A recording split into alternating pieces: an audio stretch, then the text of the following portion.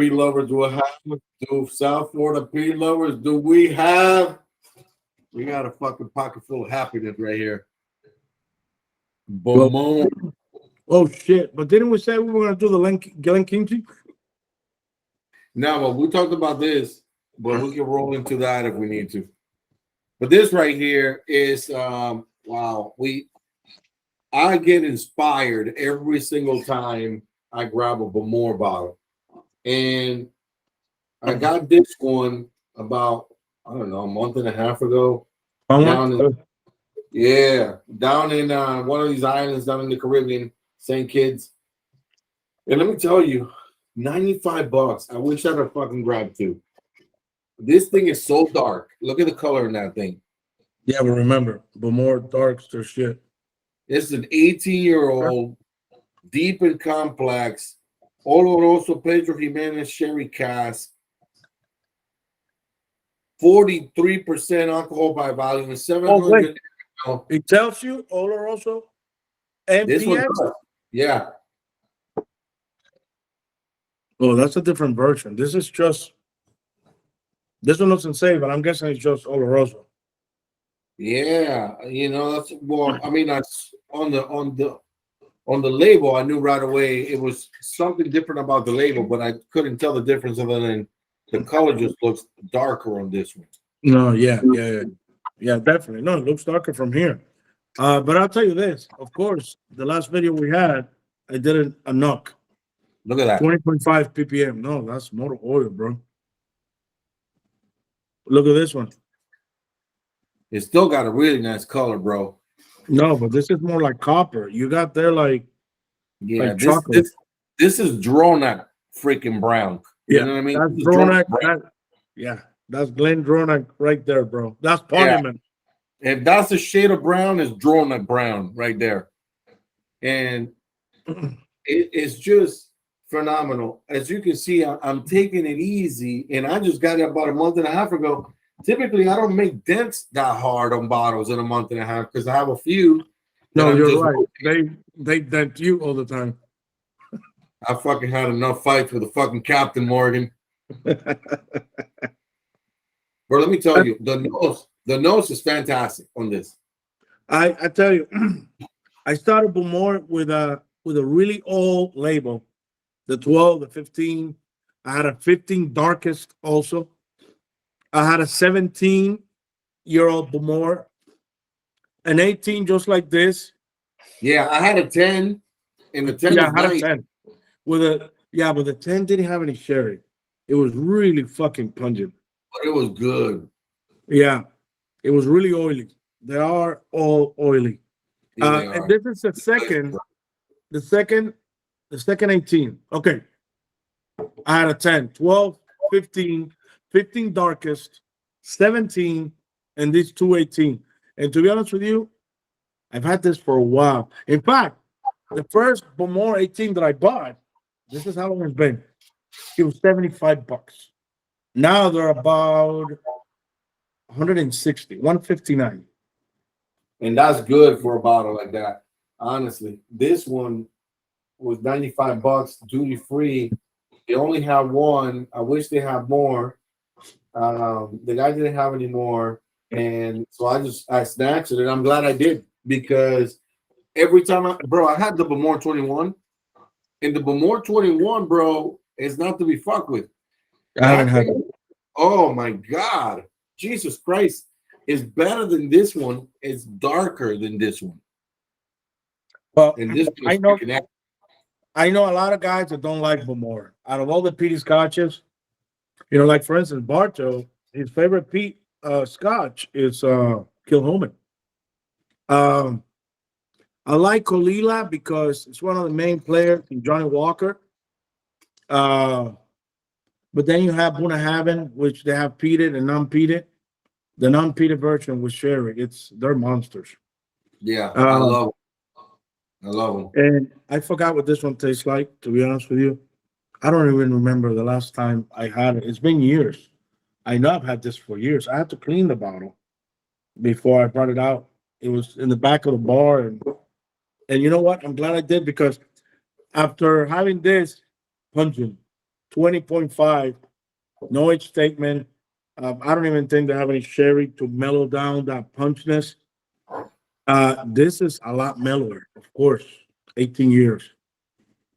And what I've Bro. learned throughout the years is that, Bowmore do color their whiskeys and they chill filter also, but that doesn't make it any better or any less. I don't know. To be honest with you, when I like it, I like it with a non-chill filter, non-coloring. When I like them, I like them. Yeah. And The rest is just background noise. yeah, it is. So you know what? It's like really muted. It's there's not a lot in the nose. Once again, I have a cold. I'm under the weather. Uh, and what I can smell is like warmth, uh, candy. There's fruits there, but I can't really like pinpoint them. I'm all plugged up. You know what? I'm gonna go for the palate. I'm gonna give it a go. Yeah, bro. I was actually reading this, and what I was actually tasting here, based on what they have here, I'll pick up a few of these items here. But they're talking about rich chocolate, which I haven't picked up any chocolate yet, but peat smoke, I get it on this. I mean, Oh yeah. it's so good. Truffle, toffee, dates, I get all of that right now. And so in the nose is like coffee almost, it's really, really interesting. And But you have a different version than mine. You got a combination of two sherry casks. I yeah, suspect I only have Oloroso here.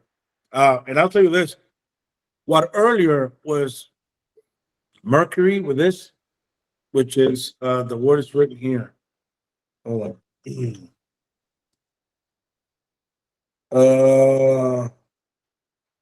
Classic, perfectly smoking aroma, beautiful fruits, balanced, complex.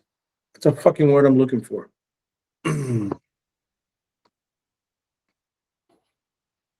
oh bro, this is It wasn't this. It was this one.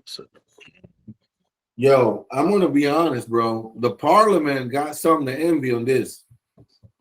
If the parliament had a little bit of that peat smoke that I'm getting on this, maybe they should try something like that.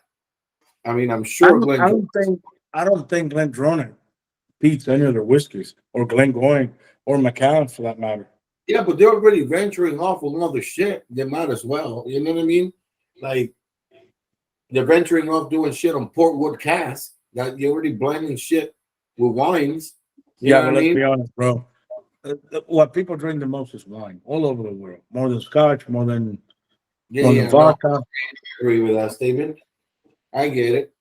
But remember, bro, just Look how they're do trying to venture. Like Glenfiddich has that IPA thing, and some other whiskeys now that have IPA finish too. To pair it up with beers. Bro, but going back to this, chocolate is there, very present. Sherry, I don't think it's PX. It's more like Oloroso. If you ask me, you have a different version because that's probably retail. yeah, Uh, yeah. not that they wouldn't release something like that, regularly, but I bet you this one doesn't have PX. What I thought it was like Mercury. uh, Here it starts off as Mercury and then it vanishes, and then the smoke is present here, but like like a little whiff, like when you're smelling a bonfire from far. And I know a lot of people describe it like that, and I can't describe it any other way other than what other people have described before. That's what I pick up here. It's really muted. I'm gonna put a little bit of water. There's a lot of cherry, walnuts. I put a little bit of water. Let me see if it opens up. Remember, I'm plugged up. I have a cold, so I don't know if that's really affecting much. Now I don't know how fast this really works. I know all these molecules, when you throw in a little bit of water, they start to Yeah. open up and detach. And then you have different. See, like I said, I'm plugged up. I know that all the smells are coming out because smells different. What it is, I can't. But on the palate, I can tell you it's definitely chocolate, and it's not dark chocolate. It's more like Hershey chocolate. like milk chocolate. Bro. Mm. Just to give you. I picked up Abalauer. When we used to open up those Abuna, it used to have that whiff as you're drinking it of alcohol, just like that. Mine is See, 42%. It's low. yeah, see, and that's interesting you say that because at 43, I mean, there's no way to tell really because we've had some shit. We had some shit earlier that was like on the 50 side almost, and you can't even fucking smell the alcohol in the nose, right? And so, you're getting alcohol in the nose on that 18. This 18, bro, is nothing but sherry and toffee on the nose. I mean, immediately it's like when you smell this shit, it's like you just want to dive in the glass. You know this almond that come in kisses, those little aluminum foil kisses that have almond inside. I'm getting that in abundance. In abundance. Wow, this is a lot better than I remember. I wouldn't even put any water on this at all. I This put a little.